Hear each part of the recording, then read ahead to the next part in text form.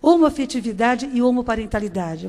Os que já me conhecem sabem que eu sempre tenho uma forma aí, às vezes a cena mostra, né, o que a gente deseja falar. Está ali. É de afetividade e parentalidade que nós vamos falar. Se é de afetividade e parentalidade, foi o que nós falamos hoje o dia inteiro aqui também, não é? Falamos de filiação, de socioafetividade, falamos da desconsideração da personalidade jurídica relativamente às questões patrimoniais, às uniões paralelas, a importantíssima mediação, não é, capitaneada por quem efetivamente conhece, né, sabe do que estamos tratando. E temos que falar, sim, dessa questão da homoafetividade e homoparentalidade. O que nós vemos ali é que existem, e esse homo é prefixo de igual, não é? E mais do que igual, não no gênero ou no sexo, como se diz, gênero masculino, feminino, não. Homo porque somos iguais efetivamente, apesar das diferenças. E é o salutar convívio das diferenças que traz para nós a riqueza, que traz a evolução, o aperfeiçoamento, não é verdade? E foi o que aconteceu quando se fala em uniões homoafetivas. Está acontecendo aqui no nosso país, já acontecia no estrangeiro, ainda que nos interesse de forma acadêmica, é importante nós falarmos do que acontece aqui para nós. E todos nós sabemos que nessa sessão plenária de 5 de maio de 2011, o Supremo Tribunal Federal conheceu de uma arguição de descumprimento de preceito fundamental, de número 132, como ação direta de inconstitucionalidade. E a votação foi unânime. Isso é significativo. É o órgão máximo, o guardião da Constituição, que entendeu o quê? E vejam de que forma. Com eficácia erga omnes e efeito vinculante. Autorizando, e eu peço atenção para este final, porque depois nós vimos diversas manifestações a respeito do que aconteceu na sessão plenária, e muitas delas, infelizmente, levando de forma a despeito de poder haver uma boa intenção ali, entendo eu, mas havia uma interpretação equivocada. Agora já temos uma união estável homoafetiva, agora já temos uma união estável, já temos o casamento homoafetivo. Temos que entender o que efetivamente está acontecendo para nós podermos trabalhar essa realidade atual nossa, que aconteceu a partir do dia 5 de maio. Então vejam o que aconteceu. A votação foi unânime, houve o julgamento de procedência das ações, com eficácia erga omnes, valendo perante todos, para todos. E efeito vinculante, autorizando ministros a decidirem monocraticamente. Percebam que não está se dependendo de órgão colegiado. Nós estamos falando de decisão monocrática. Efeito vinculante, erga omnes, e podendo os ministros decidir de forma monocrática. Sobre a mesma questão, independentemente da publicação do acórdão. Ou seja, valendo a partir do momento em que foi proferida aquela decisão. Certo? E de que forma? Vejam. Eu trouxe aqui, exemplificativamente, um edital que foi publicado no tribunal, pela desembargadora presidente do Tribunal de Justiça da Bahia. Então, uma vez recebida essa decisão, Sua Excelência publicou da seguinte forma, em cumprimento à determinação do STF, dizendo o seguinte, que houve o conhecimento dessa arguição como ADIM, julgando a procedente com eficácia vinculante, erga omnes e efeito vinculante, para dar ao artigo 1723 do Código Civil interpretação conforme a Constituição. Está entre aspas, vocês vejam que é textualmente o que estava na determinação do STF ao Poder Judiciário do país, né, de todos os estados. Para dele excluir qualquer significado que impeça o reconhecimento da união contínua, pública, duradoura, entre pessoas do mesmo sexo como entidade familiar, entendida esta como sinônimo perfeito de família. Reconhecimento que é de ser feito segundo as mesmas regras e com as mesmas consequências da união estável heteroafetiva.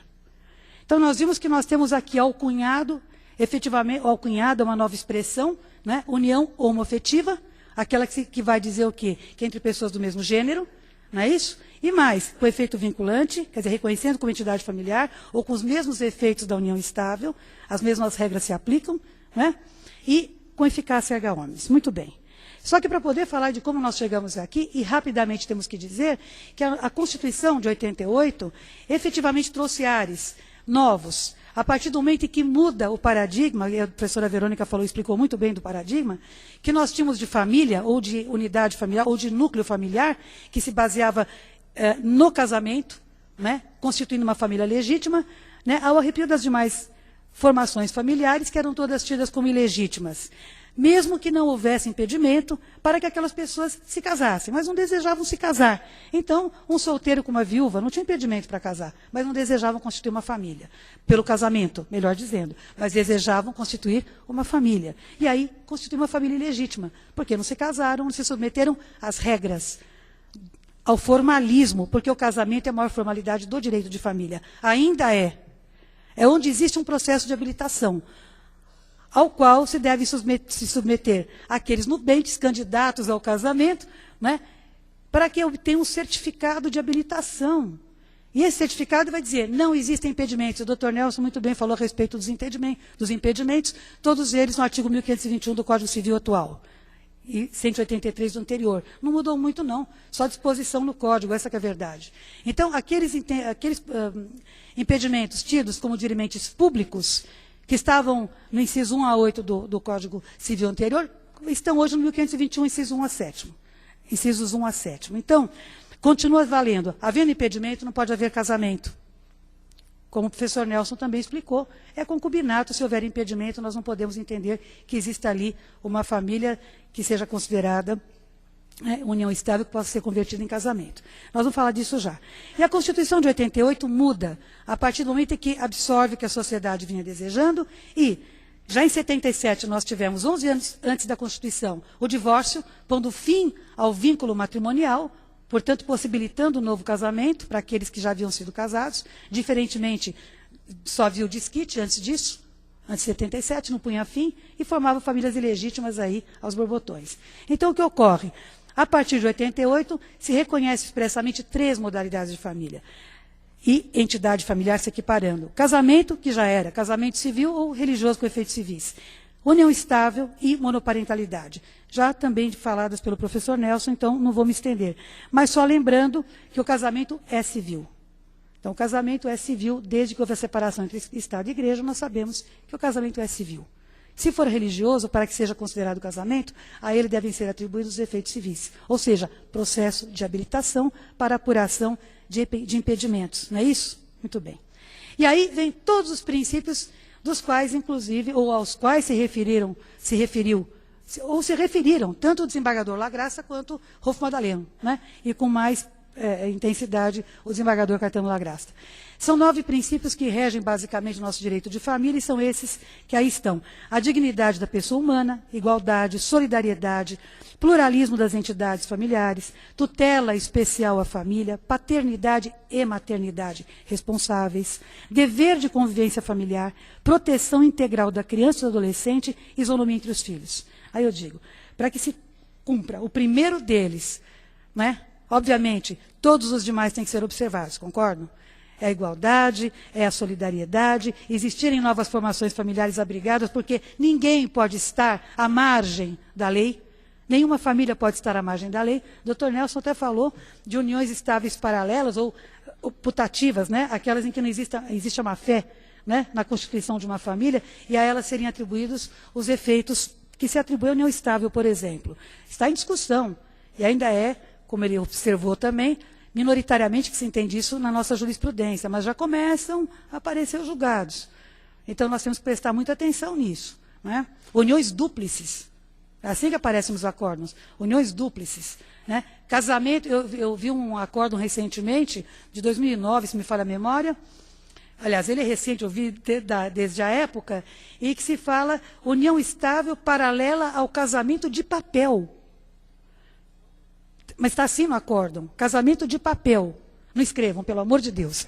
Porque advogado está lá, mas é o advogado que argumenta, que fundamenta e pleiteia, não é verdade? Já fazendo uma observação aqui, eu não quis apartear naquele momento, mas não poderia deixar de dizer, como advogada que sou, na militância, defendendo, obviamente, todos os nossos preceitos e nossa digníssima profissão, nobilíssima profissão, dizer que o advogado efetivamente tem que se atirar, ele tem que buscar o argumento, o fundamento, afinal de contas, nós não temos limitação para o estudo e o juiz tem limitação para a decisão. Ele vai se limitar ao que está dentro do processo, não é isso?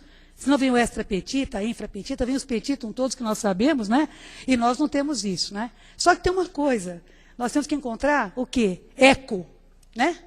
porque nós pleiteamos e temos que formar jurisprudência. Então, deve existir coragem, sim, de todos os operadores do direito, né? Os que pleiteiam e os que decidem. E os que atuam também, e atuam como no Ministério Público e todos aqueles que estão dentro do processo, não é verdade? Para que, efetivamente, nós possamos galgar novos degraus, que nós possamos, efetivamente, acompanhar a evolução da sociedade. Então, não basta o pedido tem que ser fundamentado, atualizado, sem dúvida, corajoso, e tem que encontrar respaldo num judiciário assertivo, num judiciário, acredito que os colegas concordem comigo, né?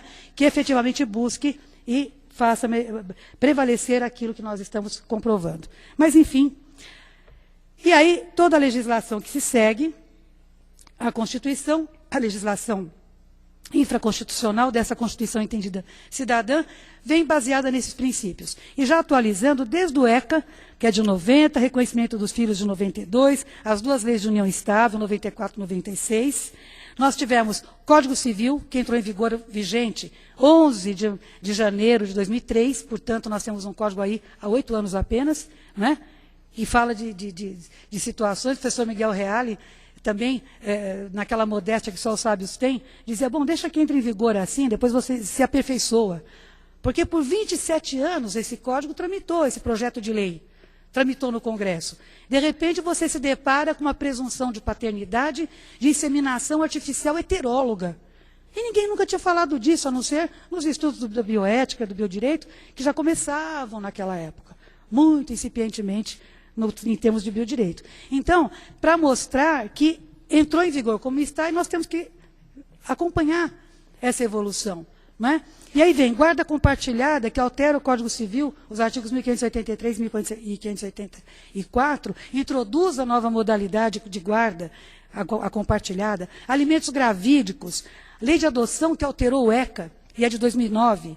Tivemos a emenda constitucional, que não é infraconstitucional, mas altera, né? Pelo menos a ideia era de que se alterasse o que nós temos como divórcio, né? E nós sabemos aqui na militância a dificuldade que temos, porque encontramos muitas vezes decisões que ainda entendem que existe a separação e outras que entendem que só existe o divórcio.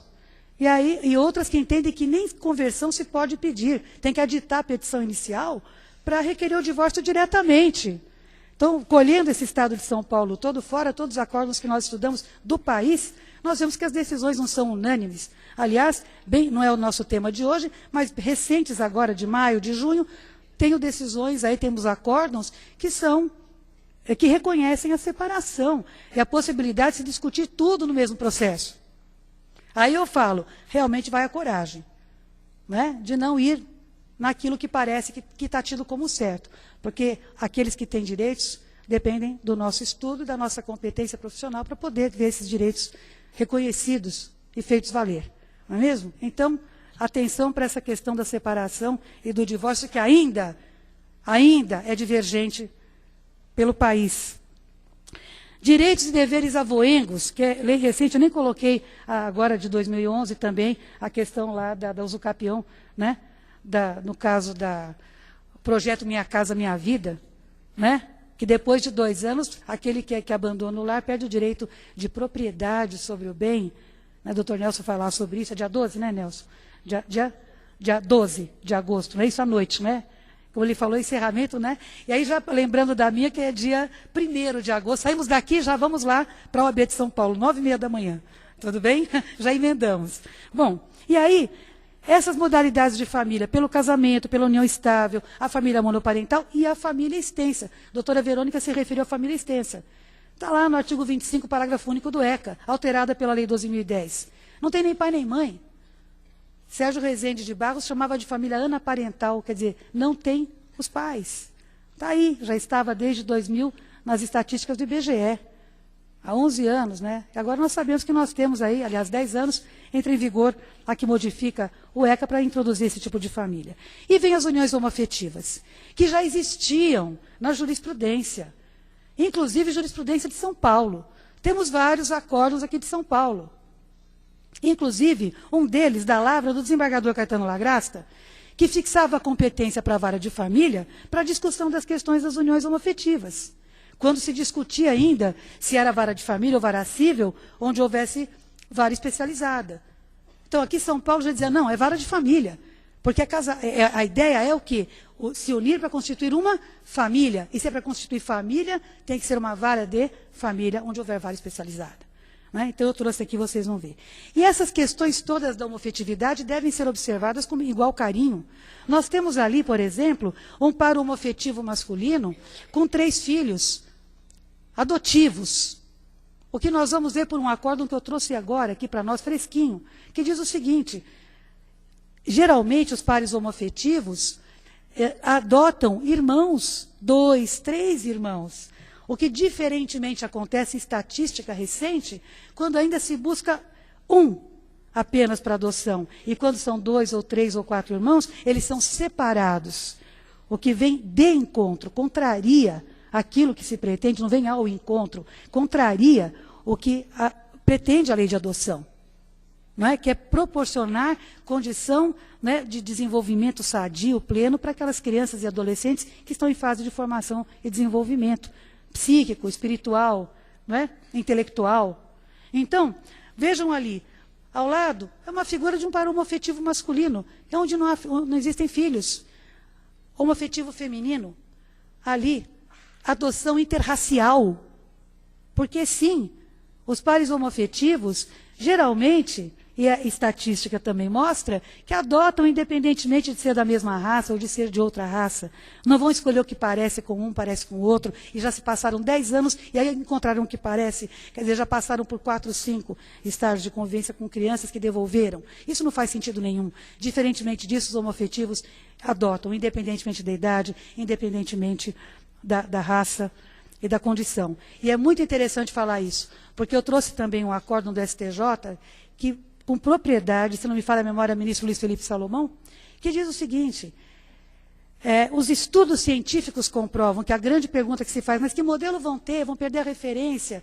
Não vou nem dizer que os pares homoafetivos, muitas vezes, e no mais das vezes, e geralmente com uma expressiva, esmagadora maioria percentual, são filhos de pais heterossexuais. Não é isso? Então, os homossexuais, que não são necessariamente homoafetivos, são homoafetivos que não querem constituir família, se unem pelo afeto e querem constituir família, são homoafetivos. Embora se discuta essa terminologia, mas hoje ela mostra claramente, e talvez amanhã, num outro espaço, possamos até ter uma terminologia mais adequada. Mas o fato é que ali eu estou mostrando exatamente essa realidade. Então, primeiro, antes de qualquer coisa, como advogados que somos, e aqueles operadores do direito, ou aqueles que, não só do direito, mas todo o corpo técnico, todos os protagonistas desses processos, né, tem que prestar atenção nisso, o que é senso comum e o que é estudo científico. Porque o estudo científico mostra que quando essas crianças, esses adolescentes se sentem amparados, quando eles estão efetivamente protegidos, sentem que têm segurança, eles são felizes assim. Eu preciso falar, por exemplo, do exemplo da Cássia Eller. Alguém aqui não sabe disso? Não é? Faleceu, já tinha o pai dele falecido, né, do Chicão, e depois a companheira dela que criou este menino. Não é isso? Teve alijado da companhia dela, aquela que ela tratou como filho, criou como filho, embora fosse filho biológico da sua companheira, e aí simplesmente foi para o avô paterno, que nunca reconheceu, que nunca quis, anos de brigas lá no Rio de Janeiro, não reconheceu a união da filha, não convivia com o neto, mas era, consanguineamente falando, era o parente mais próximo na primeira linha reta, não é isso? Primeiro grau, e ficou com a administração, com a posse do patrimônio da filha falecida. E aí, como é que terminou isso? Terminou que ele foi ouvido em juízo Chicão, quis ficar com quem? Com a companheira. E com quem ele está?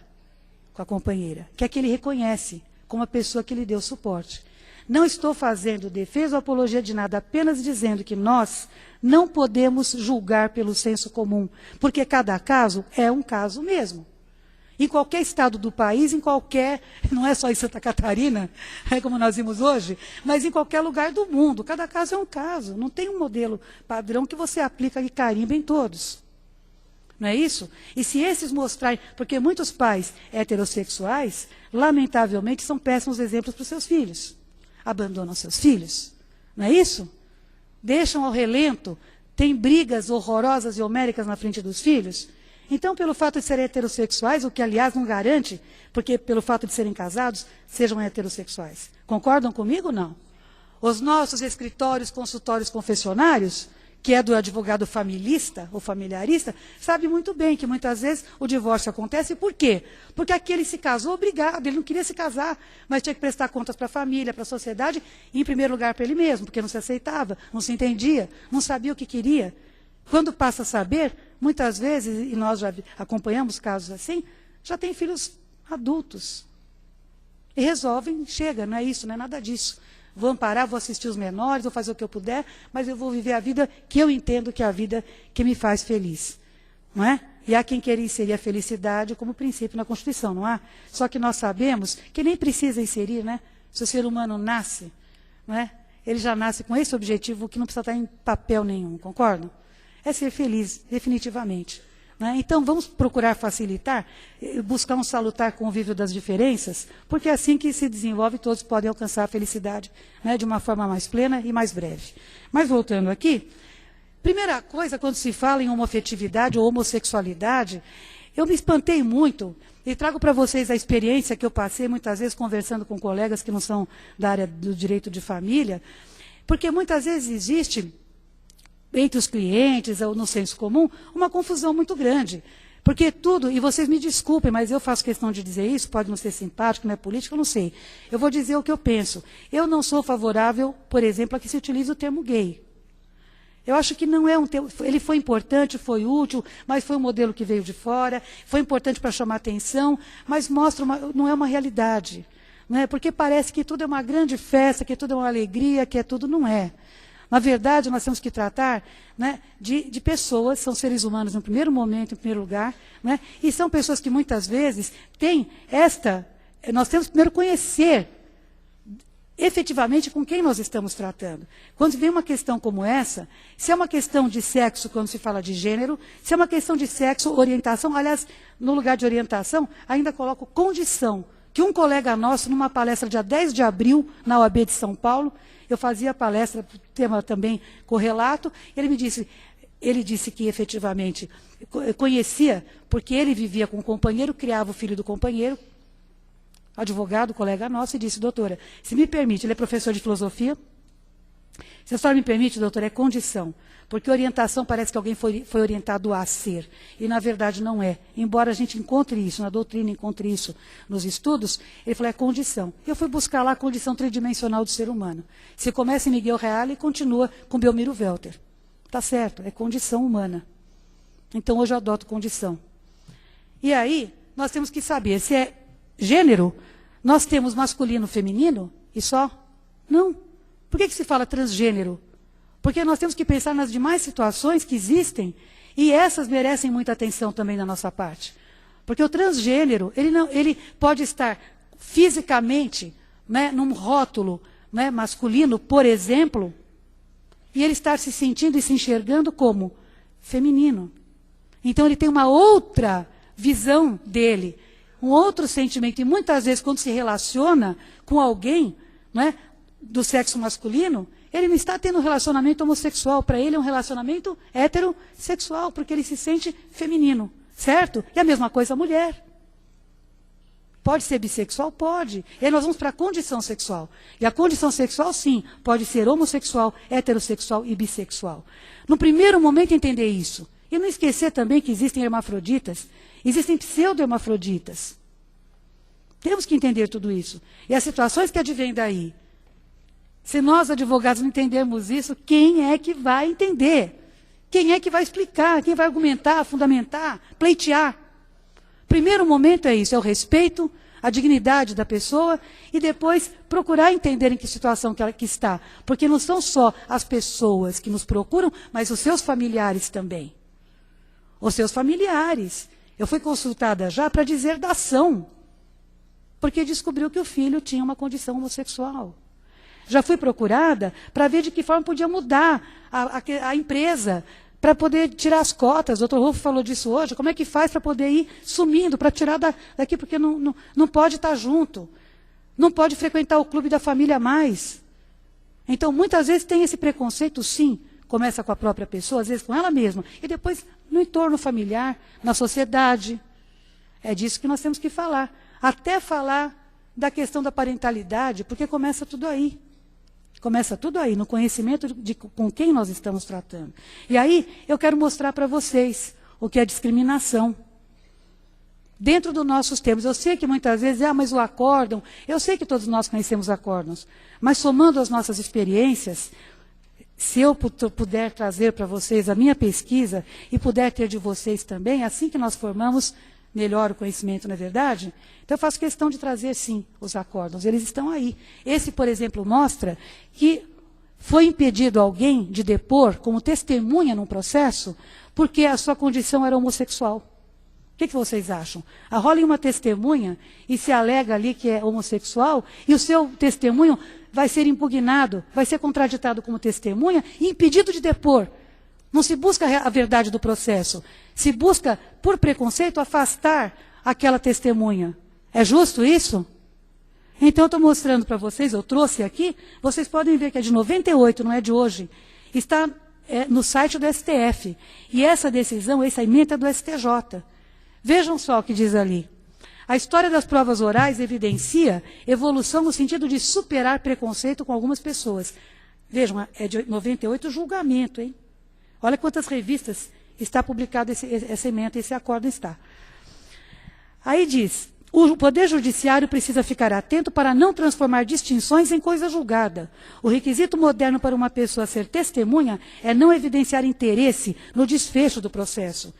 O homossexual não pode receber restrições, tem o direito, dever de ser testemunha. E mais, pasmem, senhores, olha o que está escrito numa ementa. Sua palavra merecer o mesmo crédito do heterossexual. Assim se concretiza o princípio da igualdade. Então, isso não é matéria jornalística, isso é ementa de um acórdão. Vejam essa outra aqui. Essa outra ementa do Rio Grande do Sul, para um homoafetivo, porque não eram só homossexuais, eram pessoas que conviviam, e a cidade toda sabia, e foram a um baile do clube local. Foram ao baile e entraram de mãos dadas. E aí o que acontece? Foram impedidas de permanecer na sala. E além de serem impedidas, foram levadas para uma outra sala, não estavam no salão, né? Foram levadas para uma sala e nessa sala foram trancafiadas até o final do baile. E só liberadas depois. O que vocês acham disso? Porque aí começaram a ter que arranjar razão, né? Olha, o que aconteceu foi o seguinte, aconteceu que elas estavam trocando carícias. Aconteceu, mas cadê as testemunhas que disseram isso? Não estavam trocando carícias, elas estavam de mãos dadas. E outra coisa, desculpem, uma coisa é condição, outra coisa é conduta, né? Me parece que é óbvio isso, não é? Não interessa se uma conduta heterossexual inadequada também vai ser por nós rechaçada, concordam? Vem alguém aqui no meio do nosso congresso, por exemplo, né? E começa aqui, digamos assim, entusiasmadamente, né? A trocar informações, digamos, íntimas. Deu para entender? Eu gosto que todo mundo entende. Será que nós vamos achar isso ótimo aqui? Eu aqui no maior esforço, como dizer, o esforço, né, que é comum, eu de falar e vocês de me ouvir, não é verdade? Me ouvirem aqui, e aí vem o casal ali, porque é heterossexual e está liberado dessa conduta? Lógico que não. É uma conduta antissocial. E não se deseja de ninguém, nem na nossa casa. Não é verdade? Para isso é que existe formação, existe família, existe criação. Então, por que impedir que duas mulheres, que a cidade já sabia que se relacionavam, que viviam juntas, entram no clube e são trancadas?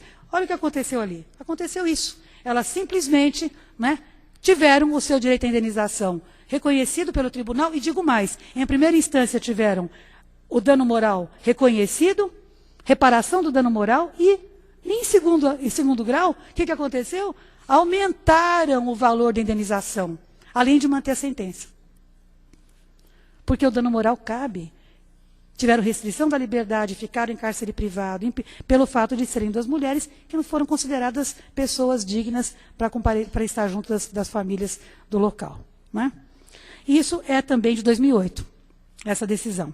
Bom, então é de direitos fundamentais que nós estamos falando.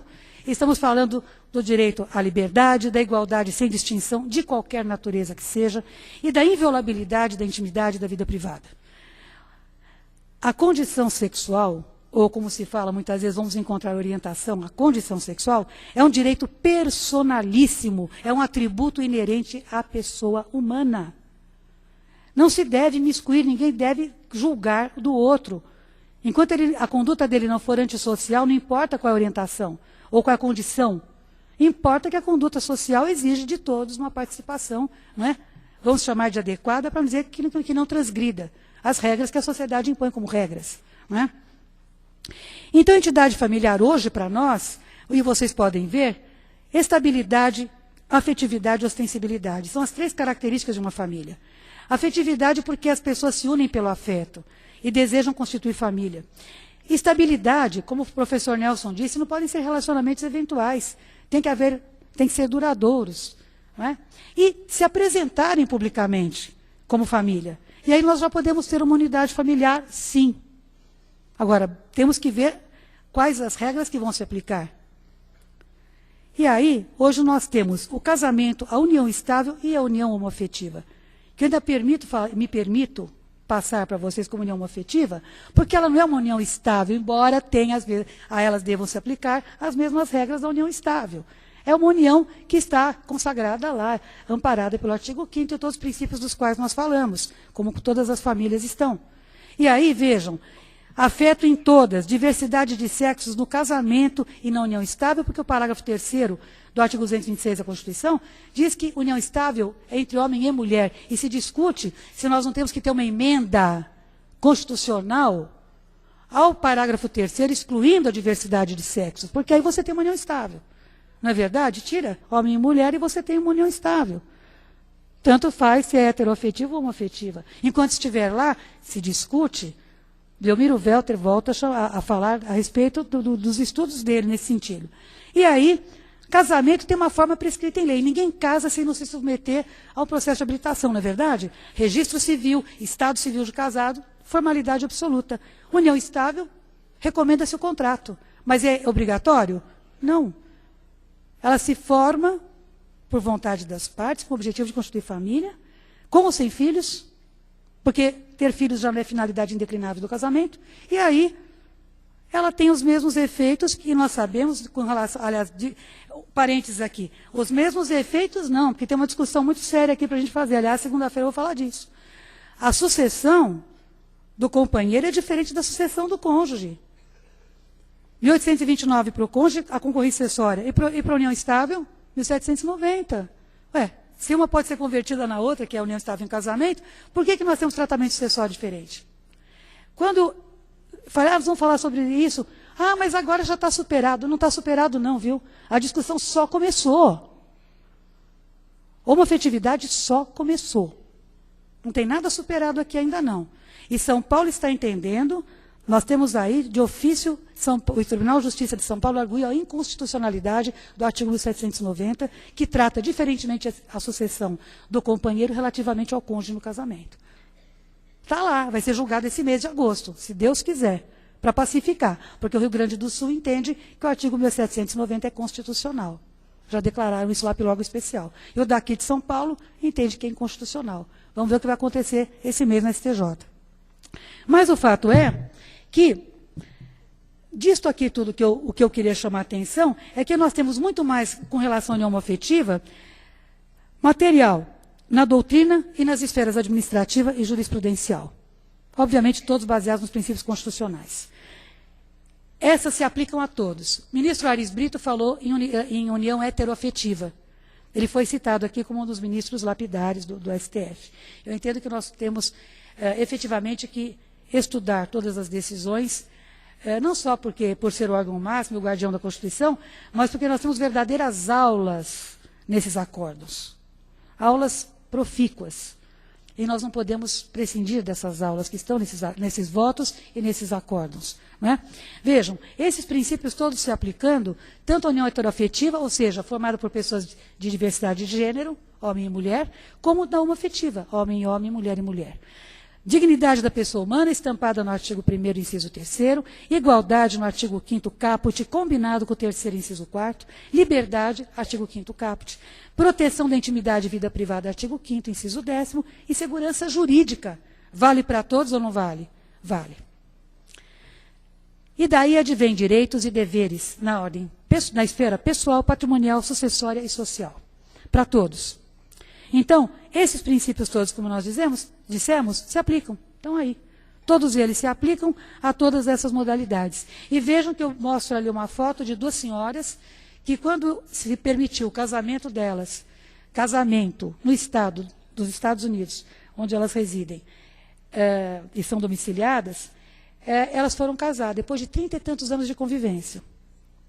Quiseram se casar. Por que elas quiseram se casar? O que leva essas pessoas a quererem se casar? E essa é uma discussão que a gente tem que travar também. O que pode impedi-las de se casar se elas tiverem os mesmos efeitos da união estável? Não é isso? Primeira reflexão. O que pode impedir se aqui se diz que deve se aplicar as mesmas regras? Eu tenho visto casamento, não. Adoção, não. Bom, ou bem se reconhece o direito na integralidade, ou não se reconhece. Porque direito com restrição não é direito inteiro, concordam? Ou é direito ou não é. A sociedade tem que se mobilizar e resolver. Agora, que seja concreto, que seja palpável, que seja robusto, o argumento para dizer que não pode. Não vem dizer que não sabe que referência tem. Porque nós temos uma fila de casamentos mal-sucedidos, de crianças que sofrem alienação parental na separação, de guardas que não são compartilhadas no coração, são compartilhadas no papel. E aí você fica correndo atrás para pedir modificação e para pedir execução, não é assim? Então é a questão da proposta de você efetivamente estar inteirado, você está movido, você está determinado a cumprir aquilo que se faz. Não é pedir a guarda compartilhada para diminuir alimentos, porque fica 3 dias com um, 3 dias com outro. Aí pede a divisão matemática. Acho que leva até calculadora na petição. Quando você abre a petição, cai a calculadora. Isso não existe, não é? Aqui eu quero mostrar que na esfera administrativa, aqui em São Paulo, nós temos uma lei complementar, a 180, que nós sabemos que regulamenta a questão do funcionalismo, né, dos servidores, né, do Estado de São Paulo. Olha o artigo 147 da Lei 1012 de julho de 2007, que alterou essa lei complementar 180. São dependentes do servidor para fins de recebimento de pensão, Estado de São Paulo. Cônjuge ou companheiro ou a companheira na constância, respectivamente, do casamento ou da união estável. Eu disse 2007, eu não disse depois do dia 5 de maio de 2011. Inciso 2º, o companheiro ou a companheira na constância da união homoafetiva. Certo? São Paulo. Essa é a decisão do desembargador Caetano Lagrasta, que eu falei a vocês, não é novidade, só chegou ali como chegou. Aliás, diga-se de passagem, as duas turmas, a 3ª e 4ª turmas do STJ, estavam com dois recursos especiais, eles estavam aguardando para o julgamento, como entrou a DPF e a DIN lá no STF, seguraram. Eu vou mostrar para vocês que tão logo saiu a decisão do STF, o STJ julgou. E julgou conforme o STF determinou. Olha lá. Começou aqui, vejam em São Paulo, 2008. Reconhecimento de união estável homoafetiva, pedido juridicamente possível, vara de família. Porque o que se alegava era, na 1º grau, mas o pedido é juridicamente impossível. Como é que pode ter uma união entre homem e homem, mulher e mulher? Isso não existe, não tem lugar nenhum. Aliás, a doutrina fala que se fosse casamento, seria casamento inexistente. Não é isso? Inexistente. Nem geraria efeitos. A doutrina maciça fala isso. Não preciso nem citar, todos falam casamento inexistente. Exemplo, pessoas do mesmo gênero. Então, vejam como é que está aqui. União homoafetiva é competência da vara de família. Declaratória de união homoafetiva, possibilidade jurídica do pedido, emprego da analogia como método integrativo, inexistência de vedação explícita no ordenamento jurídico para o ajuizamento da demanda proposta. Então, vejam, não existe vedação legal para o prosseguimento do feito. Este caso é do STF, ministro Luiz Felipe Salomão, 2008. O que se exigia lá? O que se provava nesse processo? Convivência pública, duradoura e contínua, sempre já existia e não havia proibição legal para a união entre 2 homens ou 2 mulheres. Conclui o ministro nessa ementa. É possível, portanto, que o magistrado de 1º grau entenda existir lacuna legislativa, uma vez que a matéria, conquanto derive de situação fática conhecida de todos, ainda não foi expressamente regulada. Eu volto aqui, eu faço questão de dizer, está expressamente regulada? Não está. Temos que resolver o que está acontecendo, inclusive, com a união estável, que ninguém discute mais, porque já sabe, porque já houve quem dissesse, não faz muito tempo, que a união estável era uma família de 2ª categoria. Eu comento isso nas aulas e quem me escuta sabe disso. Não tem categoria de família. Tem famílias de formas que se unem de formas, né, que se constituem por origens diferentes. Mas não tem categoria de família melhor ou pior. Né? E aí, mostro esse aqui, união afetiva, princípios fundamentais, direito à pensão por morte. E aqui, esta pensão, vocês estão vendo que é do Tribunal de Justiça de Rondônia. Normatividade idêntica da união estável. É de maio de 2010, um ano antes do STF se pronunciar. Certo? Outra. Aqui, indiretamente se reconheceu uma união homoafetiva entre pessoas do mesmo sexo para que o companheiro estrangeiro do brasileiro pudesse permanecer aqui até que o Conselho Nacional de Imigração decidisse a situação dele, se ficava ou não. Então, como é que você faz para manter? Reconhece a união. Reconhece a união e aí se discute no Conselho Nacional de Imigração. Se ficar realmente comprovado que ele tem condições de permanecer no país, a união estável já foi reconhecida antes. Perdão, a união homoafetiva já está reconhecida. Isso foi em 2008. Ah lá, transexualismo. Eu não vou me alongar, porque eu queria mostrar para vocês a parentalidade, mas para mostrar que hoje o SUS realiza cirurgias que se fala de transgenitalização, mas é o quê? Cirurgia de adequação de sexo. Por quê? Porque é de um transexual ou de uma transexual que nós falamos, que obviamente se adequação é por quê? Porque fisicamente tem um gênero e se sente em outro, se enxerga em outro, certo? Então adequar por quê? É fazer o sexo externo, físico, ser a mesma aquele que está na forma como a pessoa se sente. Por isso chama de adequação. Mas vejam, hoje o SUS faz.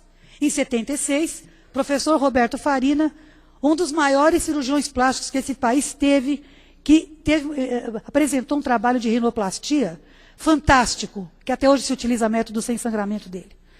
Representou o Brasil na Itália aplaudido de pé. E aqui ele foi execrado porque realizou uma cirurgia exatamente nos moldes que hoje se determina, com acompanhamento de psicólogo, de psiquiatra, com a equipe multidisciplinar e com o médico cirurgião que foi chamado única e exclusivamente para uma cirurgia perfeita, dentro do que a medicina proporcionava. E ele foi processado por lesão corporal gravíssima. Ele foi condenado em primeiro grau. Em segundo grau, ele perdia por 2-1, apesar de parecer de Washington de Barros Monteiro. Vai o parecer de Heleno Cláudio Fragoso e aí ele consegue 3-2.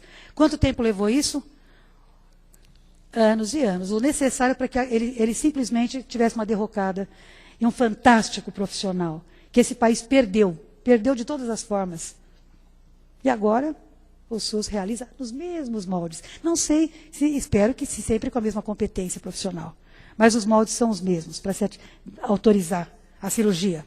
Direitos fundamentais de liberdade, livre desenvolvimento da personalidade, privacidade e respeito, 2007. Esse site, quem não acessa ainda, eu gostaria de recomendar, porque lá se encontra material fartíssimo, a respeito dos direitos reprodutivos. É o Ministério Público Federal, Procuradoria da República em São Paulo. Está lá o endereço. PRSP, Procuradoria da República em São Paulo, Ministério Público Federal.gov.br. E depois, se entrando no link dos direitos sexuais e reprodutivos, vocês vão encontrar uma extensa lista de material fantástico. Né? Não só extensa, mas também bastante sólida. Bom, vejam aqui. Reconhecimento e dissolução de união afetiva pós-mortem, depois da morte, 2010, um ano antes. Onde? São Paulo. Equiparação por analogia e pelos princípios constitucionais da igualdade, da dignidade da pessoa humana à união estável, para fins de fixação de competência, matéria da vara de família, São José do Rio Preto, interior de São Paulo. Essa outra, ministra Fátima Andrighi, concedendo o mesmo direito para a previdência privada. Nós falamos lá de pensão do servidor. Aqui, previdência privada. Olha lá. Pensão pós-mortem, união entre pessoas do mesmo sexo, princípios fundamentais, analogia para suprir lacuna, necessidade de demonstração inequívoca dos elementos essenciais à caracterização, com a evidente exceção da diversidade de sexos, e igualdade de condições entre beneficiários. E vocês vejam que, olha, isto tudo que vocês estão vendo é ementa. É tudo ementa. E termina aí. Esse é o número do processo do STJ, do recurso especial, 1.026.981. Recurso especial do STJ se encontra lá, também no site, publicado em fevereiro de 2010, mais de um ano antes da decisão da STF. São considerados beneficiários companheiros de mesmo sexo de participantes dos planos de previdência, sem preconceitos ou restrições de qualquer ordem, notadamente as amparadas em ausência de disposição legal. Esse é o panorama. União afetiva acumulada com partilhas de bens e herança, admissibilidade, possibilidade jurídica do pedido, nenhum obstáculo. Ah lá, união afetiva, demonstração inequívoca dos elementos essenciais à caracterização da união estável, com exceção da diversidade de sexos. E vem os princípios constitucionais já hoje, e é de 2 de março, antes do STF. Presunção de esforço comum na união afetiva. Vocês estão vendo? Presunção de esforço comum. Ah lá. Dissolução de união afetiva entre pessoas do mesmo sexo, acumulada com partilha de bens e pedido de alimentos. Presunção de esforço comum. E aí segue. É recurso especial, ministra Fátima Andrighi também, Fátima Nancy Andrighi, ou Nancy Andrighi. Recurso especial 1.085.646, originário do Rio Grande do Sul. E aí nós sabemos já, e pretendo, não vou me estender, só quero concluir com a parentalidade, que a união homoafetiva, na verdade, nesta união homoafetiva, enquanto entidade familiar, nós não podemos esquecer que existirá violação ao princípio constitucional da dignidade humana se as interpretações forem exclusivas, excluírem entidades quaisquer que sejam da tutela constitucional. 2, mandar o que é família direcionar para o direito das obrigações, como sociedade de fato. Porque não é sociedade de fato, é família. Dizer que não podem ter filhos também não é uma realidade. Eu tenho lido, inclusive, doutrina de vultosos, doutrinadores, que merecem o nosso respeito e a nossa reverência. Mas também podemos divergir, não é? No sentido de que, se a concepção não é natural, ou se não há homem e mulher, né, não vão fazer pelo método convencional, né, produzir filhos, então que não se pode falar, mas estamos no século XXI. Casais heterossexuais também se submetem à inseminação, porque não podem procriar, não é verdade? Então, por que aqueles que estão... A inseminação é um assunto que merece um tratamento à parte, e, aliás, não tem legislação específica. Então, família sem filhos, tem tutela constitucional. Procriação já não é mais finalidade indeclinável do casamento. Adoção se permite, independentemente de ser união estável ou casamento, para qualquer pessoa que seja 16 anos maior, não é isso? Do que adotado. E com todos, obviamente, respeito a todas as demais, né? Todos os mais pressupostos para a permissão ou para a concessão da adoção. Bem, então está aí. Planejamento familiar é livre decisão do casal. Como é que se planeja a família? Às vezes tem os acontecentes, né? Como eu já falei no primeiro congresso aqui, né? Não planeja, acontece. Mas se acontece, os responsáveis são aqueles que fizeram acontecer. São os responsáveis pelo acontecente. E a parentalidade, a professora Verônica falou muito bem, sistema, é um sistema. A família deve ser considerada como um sistema. Esses elementos da função filial, paterna e materna têm que estar em interação. A família é um sistema, não tem ninguém dissociado, é só o pai, é só a mãe.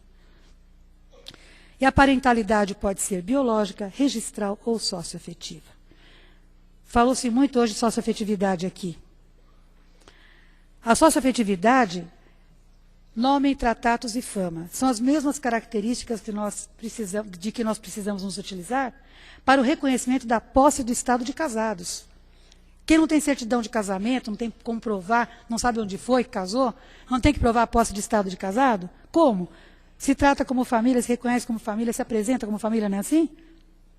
A mesma coisa a socioafetividade. Filhos de criação, não é? Então, a biológica é vinculação genética. E a parentalidade registral é no registro civil. Nem sempre uma coisa está ligada à outra, e nós sabemos disso.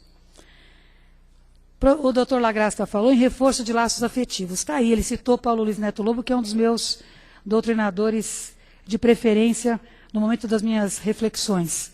Nesse aspecto, ele escreve magnificamente bem, doutor Paulo Luiz Neto Lobo. E ele falando que família é muito mais do que laço de sangue. não se sobrepõem uma coisa à outra, mas elas podem ser definitivamente igualadas, desde que esteja no ápice, no interesse maior, o princípio do melhor interesse da criança e do adolescente. O Luiz Edson Fachin, do Paraná, diz que a verdade sociológica da filiação se constrói, reside no serviço e no amor, antes do que na procriação. Pai e mãe é quem cria e não quem gera e concebe necessariamente. Eu só vou falar para vocês um pouco, para finalizar, sobre a reprodução humana, porque eu falei de parentalidade.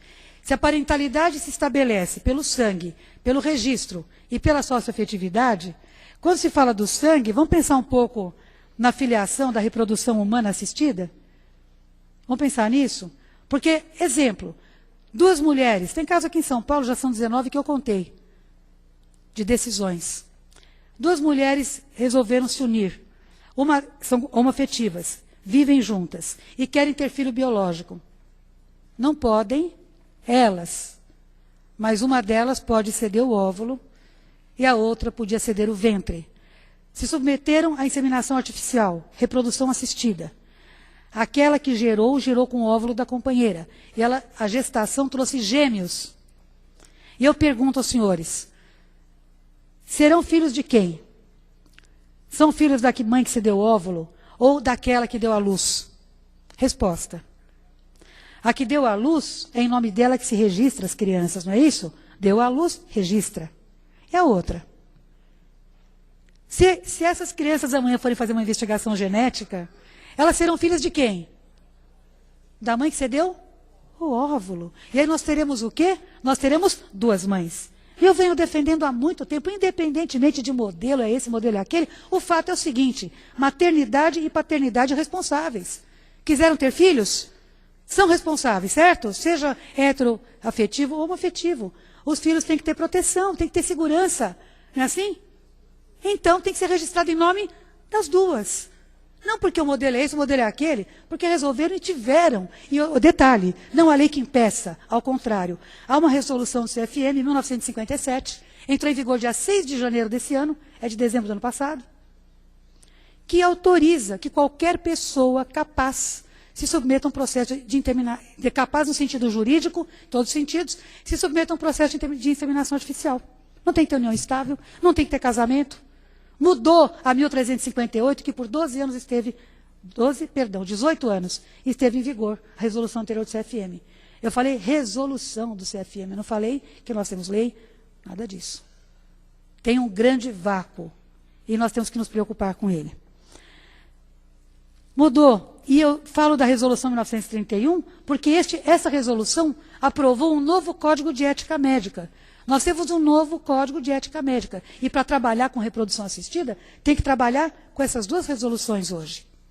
E com todos os princípios que nós temos, constitucionais. Vejam, direito reprodutivo é direito básico de todos os casais e indivíduos. Quem fala isso é Léo Pessini. Quem fala isso é Christian Paul de Bachefontaine. E dizem o seguinte, devem decidir livre e responsavelmente sobre número, espaçamento, momento de ter filhos e ter informações e acesso. Ah, mas ele falou isso agora, depois da resolução do SFM? Não, ele falou em 2002. A publicação é de 2002, dessa obra, Problemas Atuais de Bioética. A reprodução deve ser conduzida racionalmente, liberdade sexual e controle reprodutivo. Reprodução assistida, ou RA, fecundação artificial, não tem legislação e, portanto, vem o Código Civil e diz, presumem-se nascidos na constância do casamento, filhos havidos por fecundação artificial homóloga. Ou seja, material genético do casal, não é isso? Do marido, né? Depois, havidos a qualquer tempo, quando forem embriões excedentários. Atenção, a resolução do CFM atual permite descarte de embriões excedentários pela clínica, por aqueles serviços que vão realizar a reprodução.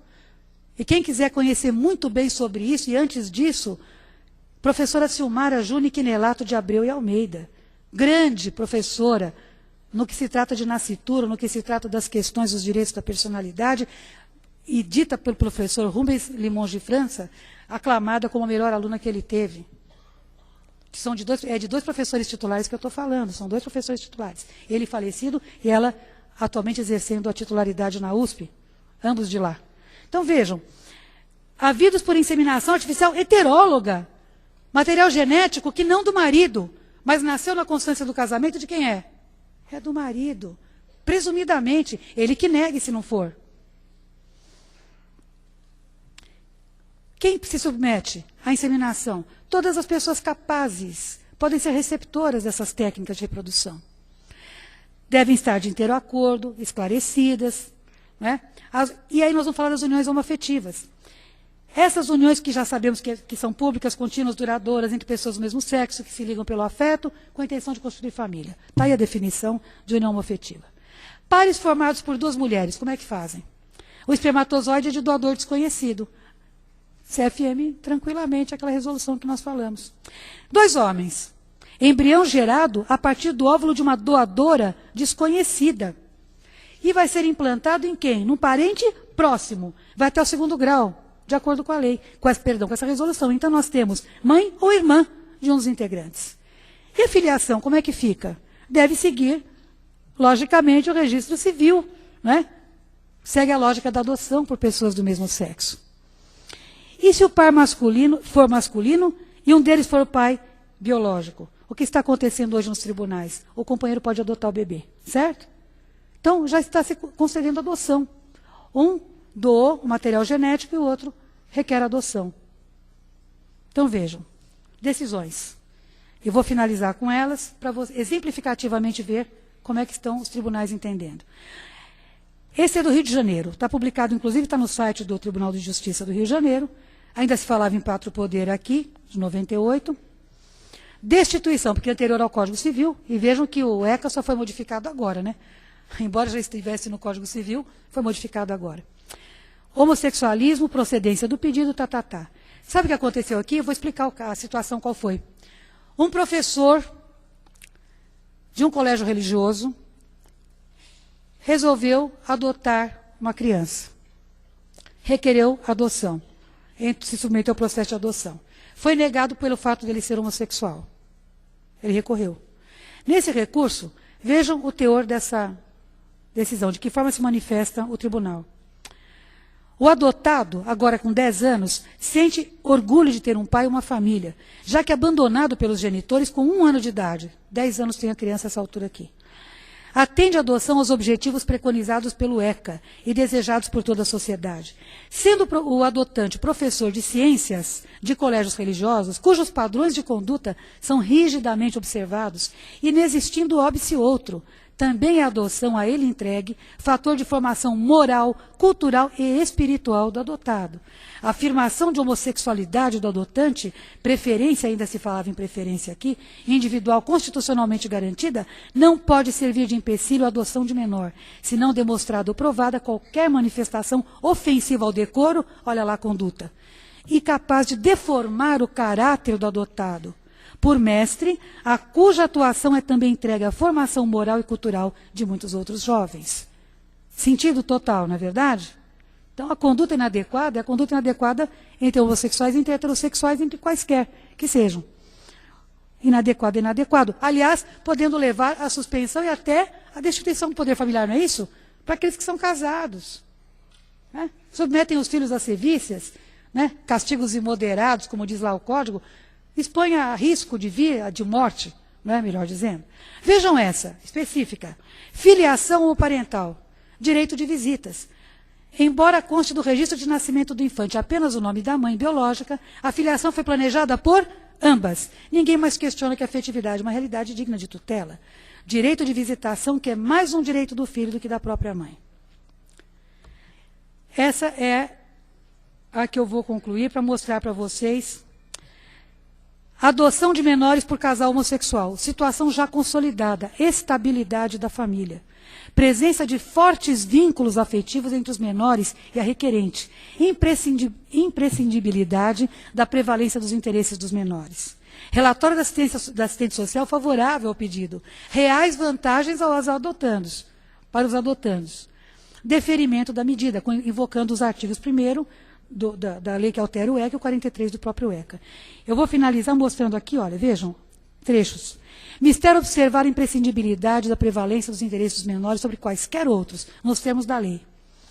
Até porque está em jogo o próprio direito de filiação, do qual decorrem as mais diversas consequências que refletem por toda a vida de qualquer indivíduo. Os diversos e respeitados estudos, e aqui eu chamo a atenção para esse acórdão, especializados sobre o tema, fundados em fortes bases científicas, Universidade de Virgínia, Valência e Academia Americana de Pediatria, não indicam qualquer inconveniente em que crianças sejam adotadas por casais homossexuais, mas importando a qualidade do vínculo e do afeto que permeia o meio familiar em que serão inseridas e que as liga a seus cuidadores. Relatório social elaborado por assistente social favorável ao pedido da requerente. Constatação da estabilidade da família. E vejam só, acórdão que se posiciona a favor do pedido, bem como parecer do Ministério Público Federal pelo acolhimento da tese autoral. Se os estudos científicos não sinalizam qualquer prejuízo, de qualquer natureza para as crianças, cada caso é um caso, em todas as situações, se elas vêm sendo criadas com amor, e se cabe ao Estado, ao mesmo tempo, assegurar, onde eu estava? Acabando, seus direitos, o deferimento da adoção é medida que se impõe. E finaliza aqui, é de 10 de agosto do ano passado. Asseguram-se direitos relativos a alimentos e sucessão, aqui. Com o deferimento da adoção, fica preservado o direito de convívio dos filhos com a requerente no caso de separação ou falecimento de sua companheira. Concordam? Resolve o problema. Direitos relativos a alimentos e sucessão, viabilizando-se a inclusão dos adotandos em convênios de saúde da requerente e no ensino básico e superior, porque a outra é professora, inclusive universitária. E aí, explicando que o que nós já cansamos de saber, que a adoção é um ato de amor e de desprendimento antes de qualquer outra coisa. Enfim, o que nós, e eu vou finalizar, parece que deu certo, né? Olha a bronca. Ah, obrigada, tudo isso, então dá para passar o filme de 3 minutos. Generosidade do Dr. Nelson. É só o filminho, Dr. Nelson. Mas é para entregar o teatro.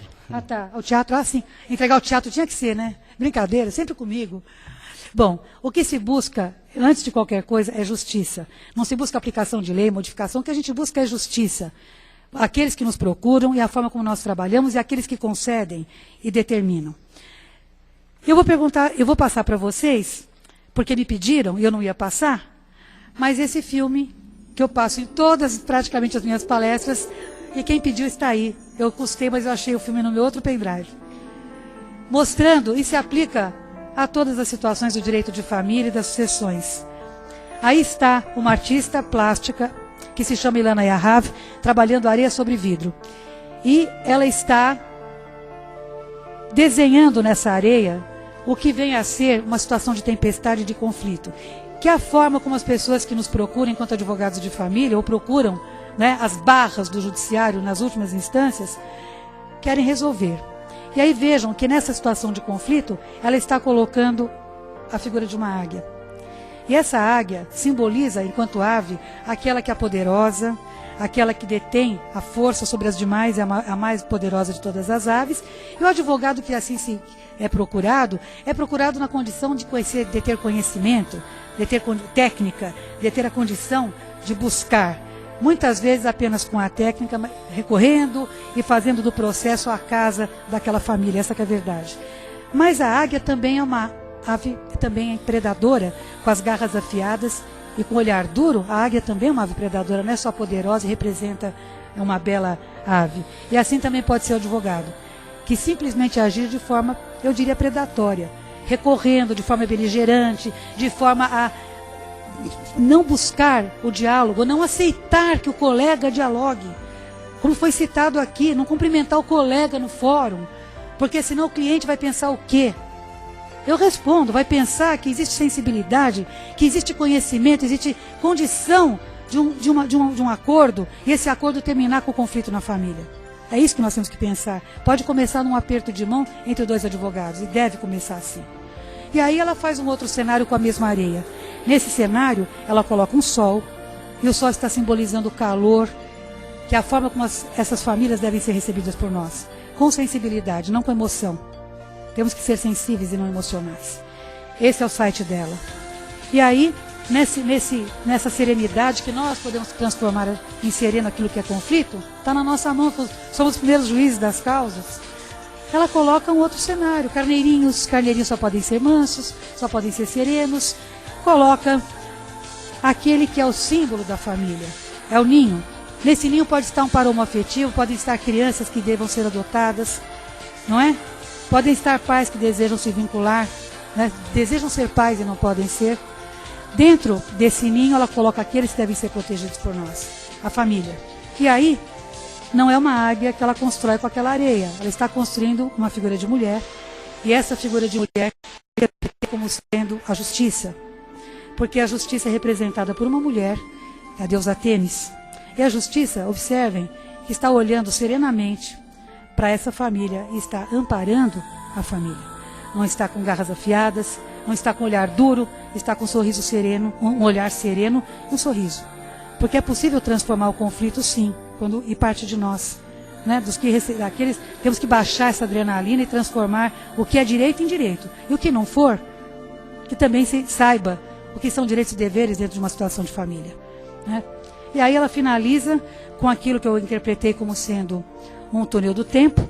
E é um túnel do tempo porque as famílias vão continuar existindo, sejam elas hetero ou homoafetivas, tenham elas os modelos que elas tiverem, não importa.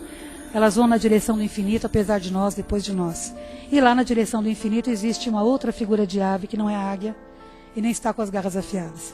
É uma pomba, que só pode simbolizar a paz. E simbolizando a paz, ela traz um ramo de oliveira. E também podemos dizer que ela vai, também com a pacificação, ungindo com esse óleo sagrado, ela também pode fazer aquele convite que eu fiz, que eu senti que me fez e faço a vocês todos, né? O Just Imagine. Ou seja, acreditemos sim, trabalhemos de forma que possamos multiplicar essas bombas e transformar essa sociedade com o nosso trabalho na sociedade justa e solidária que todos nós desejamos. Tá aí para os que me pediram, agradeço a atenção de vocês todos. Muito obrigada.